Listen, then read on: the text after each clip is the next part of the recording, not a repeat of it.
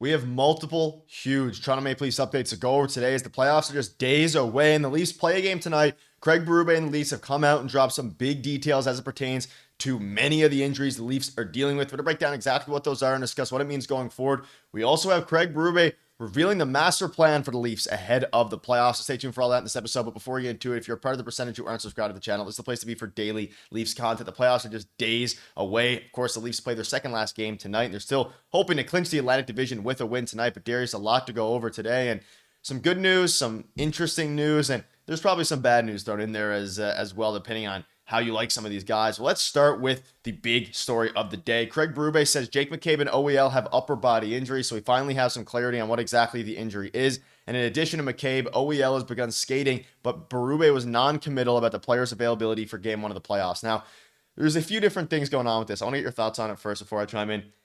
We obviously heard reports from Darren Dreger literally yesterday that they're going to be good for the playoffs, but Craig Berube is coming out now and saying some interesting things about being non-committal for Saturday or Sunday's game, which is now basically confirmed as well. This is interesting, and I'm going to ask you, do you think this is just Craig Berube playing mind games, or do you think the injury is a little bit more serious than Darren Dreger's painting it out to be? I think it could be a little bit of both. Maybe there is some mind games there. I wonder if Craig Berube's saying, I don't want to show my whole hand ahead of this weekend because obviously, there's high stakes going into this weekend with everything that the Leafs have been through the last couple of years, and obviously Mitch Marner as a free agent. So maybe there's a little bit of that, but I don't think that's the case. I mean, like, what is announcing that Jake McCabe is coming back going to do to change the Senators' psyche coming into this matchup, right? Like, not too much, I don't think. But you never know. A lot of teams like to play these mind games with other teams. But the one thing I do know is we talked about it all season long.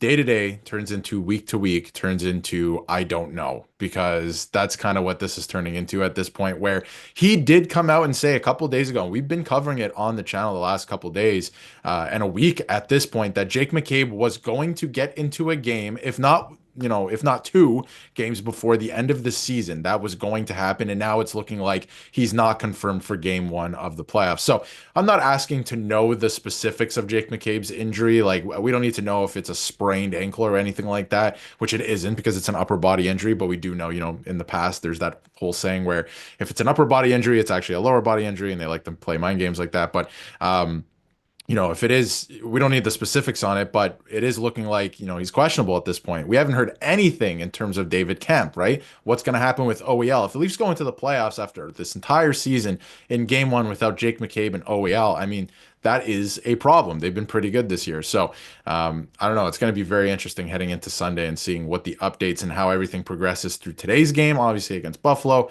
And then they do play Detroit on Thursday as well to end the season. Yeah, it's going to be very interesting. And you mentioned we do have an update on David Kampf here in a minute, but will Jake McCabe upper body play on Thursday?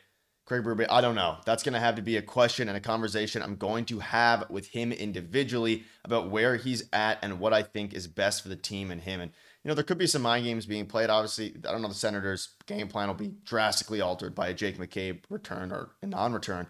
But what is for sure is that I still think he's going to play on Saturday or Sunday. Sorry. This, of course, is talking about the final game of the year on Thursday. He says he doesn't know. And we had a video on it, how this day-to-day injury is going to turn into a week-to-week. And ultimately it did. So that aged well, but also bad for the Leafs. And surrounding David Kampf, will he play in Thursday's season finale? Is it worth them getting in that game? I don't know. Like, to risk getting hurt again, just got to play it by air. And I think based on the way he's speaking here, like, I'm fairly confident everybody besides maybe David Kampf is going to be playing on Sunday. I can't imagine OEL and Jake McCabe both missing the game. Maybe, I could see now, I'm starting to come around based on some of these updates. I could see them maybe missing game one and then getting in for game two or beyond that, just by the way that they're talking. But I don't think they're going to be missing the entire series. But again, the severity of the injury is still pretty unknown here. It is an upper body injury, but as it pertains to David Kampf, like you mentioned, he's probably not going to play either. It seems like nobody's playing Thursday, and no one's going to even be in any of the games now until the playoffs, which is kind of what we expected. At least that's what me and you and I spoke about a couple weeks ago, and a lot of Leafs fans as well. Like, the team is very ominous with their injury reports, and ultimately it turned out now, I think they're playing it very safe, but at the same time, it would have been nice to get one of them in, and I was expecting OEL or Jake McCabe to get into the game either tonight or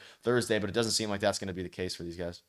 For sure. And I think that, that's okay if they missed the regular season, but they're ready to go for game one. That makes sense to me because you're keeping them away from a potential injury, right? Like, makes total sense to me. But if the report is now, oh, maybe they're not going to be ready for game one, that's an issue because what are they dealing with? It's a lot more serious than we originally thought and we were originally told, right? So, and heading into game one, I mean, you have home ice advantage. You, in theory, have won the division, right? We're going to find out tonight how everything kind of shapes up. But, in theory, you've won the division, you have home ice advantage, but at the same time, if they do, go into game one, ideally they win game one, right? But if you do lose this series, one thing that nobody's really talking about, the Leafs are going to have home ice advantage the entire series, right? There's going to be Leaf fans in the building in Ottawa. And besides the last change thing, they're going to have basically home ice the entire series. So that is something that works in their favor. But still, in terms of the actual player personnel, you need these two guys back in the lineup for game one, right? You need to start the series off on the right foot. And we saw it last year, what injuries can do to the team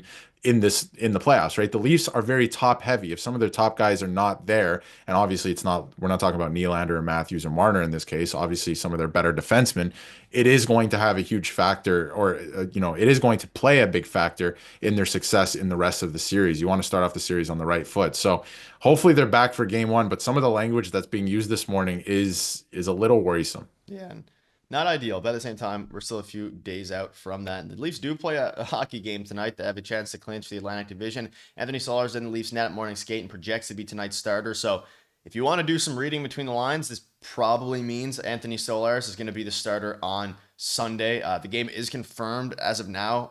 I'm assuming, I think the Leafs win the Atlantic Division. Everybody's saying the game is Sunday at 7 p.m. Eastern, so you can mark that into your Easter dinner, brunch, whatever you want to do to try to get out of that, or whatever it ends up being. Pretty bad timing for everyone involved. But at the same time, Stolarz is going to be in net tonight. And Darius, I think, bearing anything changing here, injuries, anything like that, hopefully not, God forbid that, Stolarz is probably going to be the goalie on Sunday, just using basic, rest equation, which I'm going to make up right now. I think it's going to be Stolarz, which is what we both predicted, and makes absolute sense. Yeah, Stolarz will go tonight. Obviously, that's confirmed. That's happening. He's going tonight. Woll will go on Thursday, and then Stolarz is going to go game one of the playoffs against the Senators. I think that's exactly what's going to happen here. They're going 1-1-1-1 like they have been the last little while, but then I think Stolarz is going to get the net game one, game two, game three, game four, game five, and hopefully the series is done by then. But yeah, I think that he is your starting goaltender going into the playoffs. Statistically, he's been better. The team plays a little bit more calm with him in net. He has a lot of poise. He's very athletic for his size, right? I think this is the guy going into the playoffs. I think it's solidified at this point.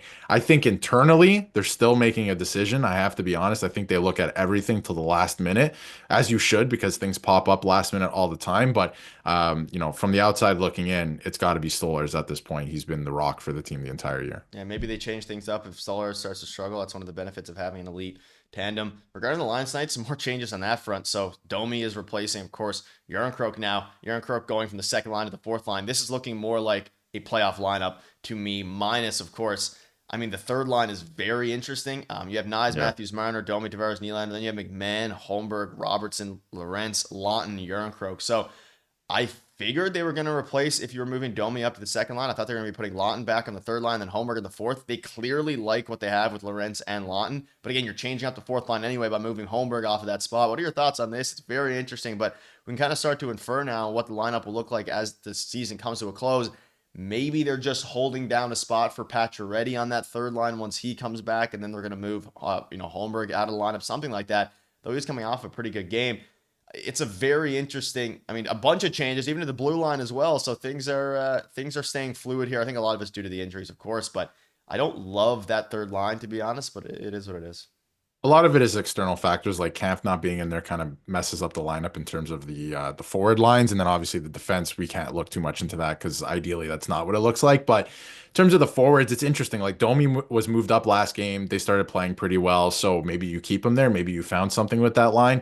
And when you look at the third line, I thought that the top two, first of all, the first line is solidified. We know that it has been all season heading into the playoffs. I thought the second line was as well with McMahon up there because they were playing well. But McMahon, since being put on the third line, has been playing incredibly well. He's been awesome on the third line, him and Robertson. So I do wonder if there is a placeholder somewhere in there. They're still trying to figure out what to do with Järnkrok. He's been skating well, but I think Pacioretty's still still gets in game one on Sunday. I think he is going to get into the lineup. I just don't know who he's taking out. I think Lawton's been a lot better recently, even on the penalty kill as well. So everyone's fighting for that last spot, I think, at this point in time. I think McMahon maybe starts. I think they're trying to figure out what they have with McMahon versus Domi on the left wing there, line two, line three.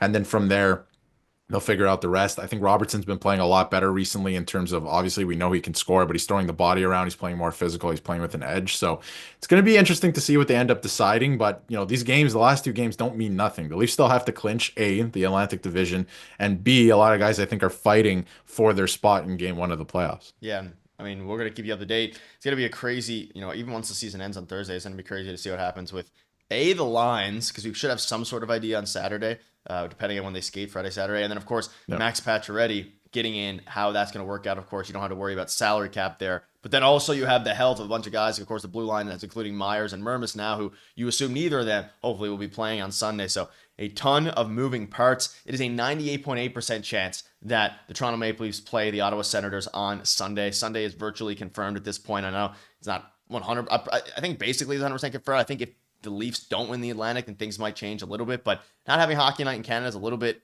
frustrating, especially because Easter Sunday is the game. But I believe game 4 then would line up to be on Saturday for hockey night in Canada. So we're going to get one of those nonetheless. And again, 50 wins for a bunch of seasons in a row. The Leafs are rolling, 98% chance. We'll keep you up to date with all the latest news because there is a ton of it coming out. Let us know down below what your thoughts are and all that. Thank you guys for watching. See you later.